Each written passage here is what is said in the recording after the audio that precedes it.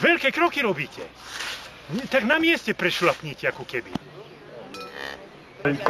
Tá bude mať parcelku 32. Družstvo Pražky.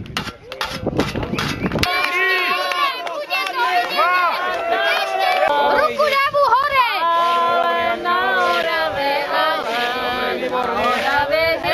Pomalý kľúč, ideme!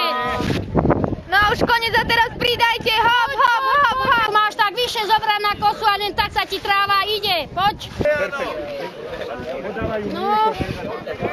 No. Ja teraz nie som na Orave, som mimo, tak sa sťažujem, že neviem, lebo doma to stále nosíte nejaké vedrá alebo niečo v kuse vonku beháte a vtedy, to som mala sval. Ja tu skončím a mám dobrého suseda, čo mi kosu pokuje a na kose veľa záleží, keď je kosa ostrá.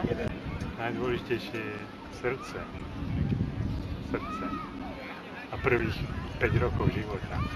Keď vás nevodil otec po chotári s kosou a teda vy ste boli tým nosičom vody a tým, čo robili zle koscom, lámali osličky, tupili kosy a mali sa ísť do studničky po vodu, tak to je to, čo kosí. Nič iné.